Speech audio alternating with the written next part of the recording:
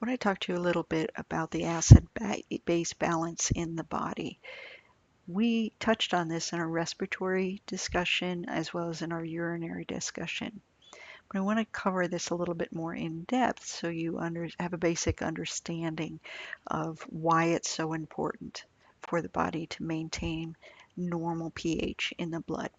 It's got to stay between 7.35 to 7.45, or right about 7.4, or else proteins are denatured and digested and enzymes lose their functions.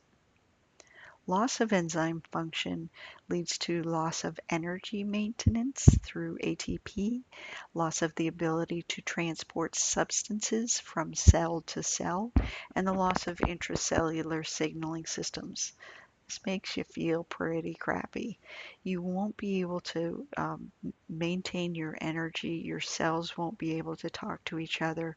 It's going to make everything just sort of shut down in your body. So if pH is at about 7.3, we're going to call that acidosis. If the pH is above 7.5 or at about 7.5, we're going to call that alkalosis.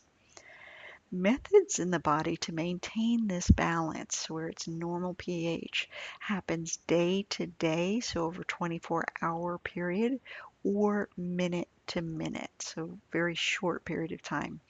And the hydrogen or the pH is regulated through chemical buffering, respiratory regulation, and renal regulation.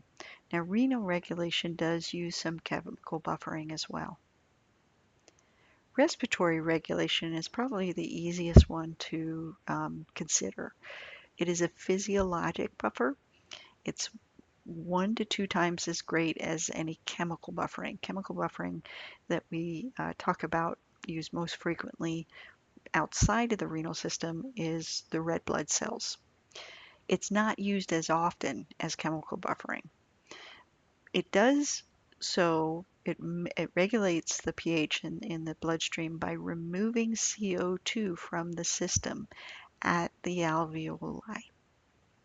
This is stimulated by increasing the hydrogen ion concentration, or increased hydrogen ion concentration, which means if there's a lot of hydrogen in the bloodstream, then the body will increase ventilation, which is called hyperventilation. If we're doing hyperventilation, we're breathing in and out rapidly, we're breathing out a lot of CO2. When we lower the CO2 in our body, we lower the amount of hydrogen atoms that are rolling around in the bloodstream. So that actually increases the pH and makes the blood more basic. So I'm going to take a minute and have you stick both your thumbs up. Take one thumb and point it down. That's your CO2 going out. And your pH is rising as your CO2 leaves. And if you flip those around, you have your CO2 coming in or being maintained or retained in the body when you hold your breath, then the pH will drop and your blood will become more acidic. If you look at your thumbs, they're going in opposite directions. So whenever we talk about respiratory issues with the pH, we have to remember that whatever CO2 is doing, pH will be opposite of that. Breathing in, breathing out, breathing out, breathing in. Chemical systems or buffer systems, this is about 60 to 70% of total chemical buffering in the body that is resulting from actions of intercellular proteins that have high concentrations and pHs close to 7.4. When you have proteins that are really close to a normal pH, that means that they're going to be good buffers, meaning they're more likely to give up or receive a hydrogen ion. Red blood cells are a really important part of this. So hemoglobin binds with hydrogen. That protein hemoglobin really accepts hydrogen atoms very well. Also, H2CO3, H2PO4, and NH4 pairs.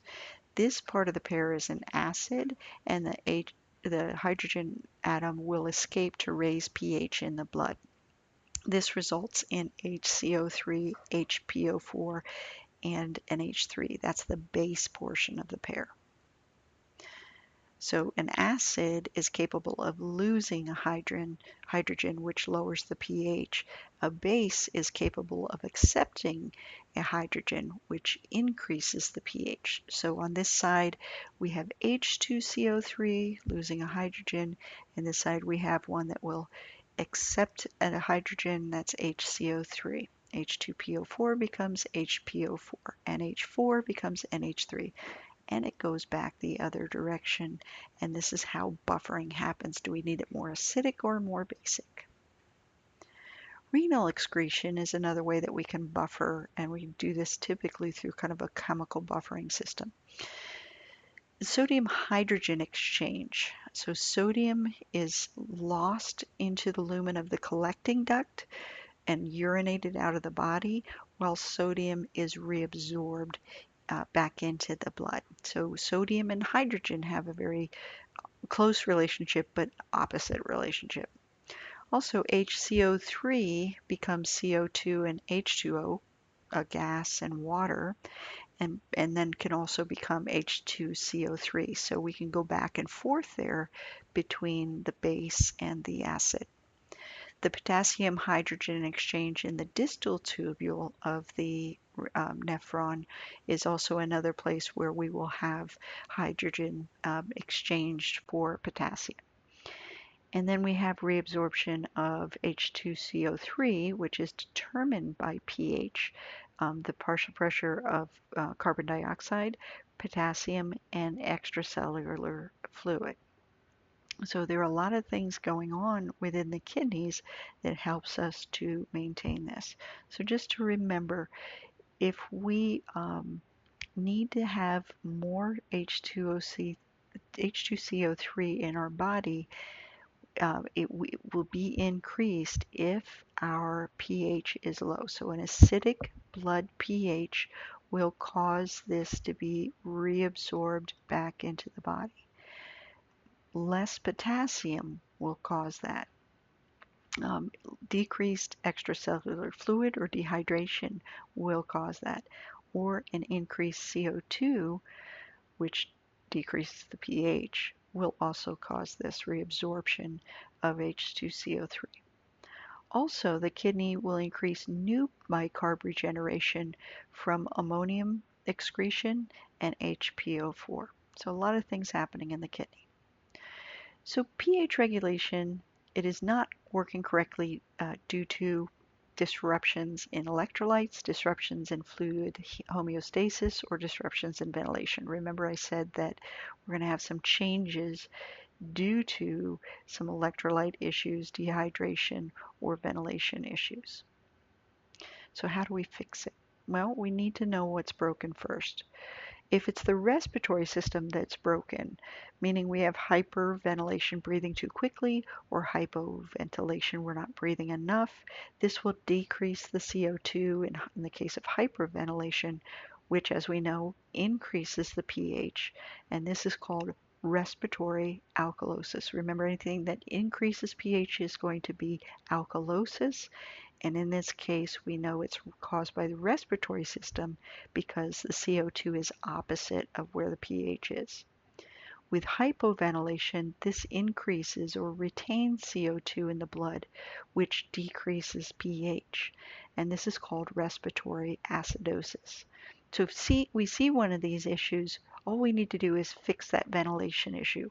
Remember that ventilation buffering of this system is the quickest way to fix um, a pH problem. We do need to think clinically, where are we seeing one of these problems most often?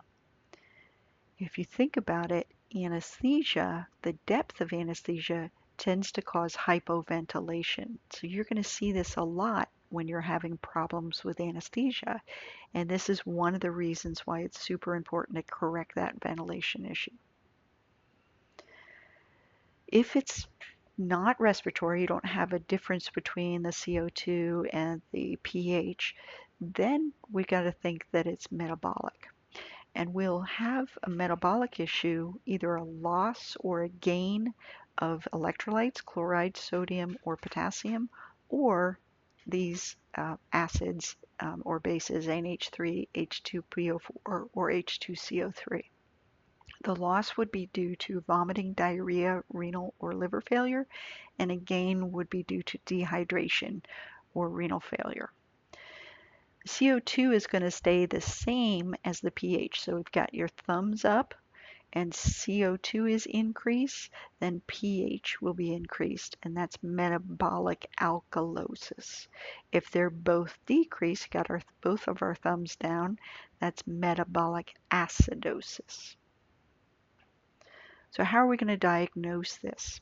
First of all, we need to know what the blood pH is. We measure this through doing an arterial blood gas. So we need to get the blood from the artery. We need to get it very carefully. We need to take that sample, push any possible environmental air out, cap it, and put it in an ice bath.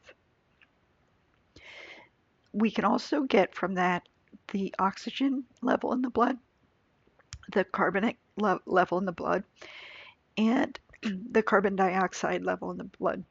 Remember, we want to see that carbon dioxide level and compare it with the pH, because that will tell us, is this a respiratory issue or a metabolic issue? If we have that information, we can calculate how much extra base, if we're super alkalotic, we can calculate that. Or if we're acidotic, we can calculate how much base we can supplement in the fluids to make it better. And there is a calculation here. These numbers are constant, meaning they don't ever change. 0.93, 24.4, and 14.8 of 7.4.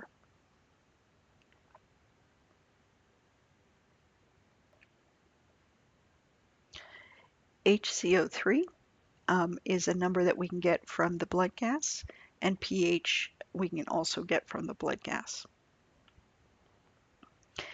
If the base excess, that number that we get from the calculation, is greater than plus positive 3, then we consider that to be metabolic alkalosis. If it's less than negative 3, acidosis. Metabolic acidosis, if we can figure out what the base excess is or the negative base excess is, we can use that number to actually tell us how many milliequivalents of bicarbonate we can add to the fluid. So it's a good one to know. The body is not going to wait for you to give bicarb or to make some changes with the fluids that will compensate for this. The body's going to try to fix it itself. So there's going to be a compensatory mechanism that's going to be put into place. The respiratory system will compensate for a broken metabolic system, and the broken metabolic or the metabolic system will compensate for the broken respiratory system. So we will look for those changes in CO2 and HCO3 to see if the body is starting to compensate for it. We also want to check the anion gap, because this is just giving us more information. So sodium is something that we can measure with the electrolytes, and if it is much bigger than the combination of chloride and HCO3, that will give us a larger anion gap than normal. A normal would be at 12 millimoles per liter. If it's a low anion gap, that means we have accumulated more chloride, hyperchloremia. If we have a normal anion gap, but we also have metabolic acidosis, that means that our chloride is higher than normal, while our HCO3 might be lower than normal. And this would be due to GI or renal disturbances. If we have an increased anion gap with metabolic acidosis, which is most common, then we're going to see this with ketoacidosis, lactic acidosis, renal failure, or toxic ingestions. Also with methanol poisoning, uremia, diabetic ketoacidosis, paraldehyde poisoning, ischemia, which is loss of blood flow causing damage to the tissue, lactic acidosis, ethylene glycol poisoning, and salicylate poisoning. If you are still curious but want to know a little bit more, I have pulled these videos out for you on eLearn, and you can take a look at that. It is a good animation of how all of this works.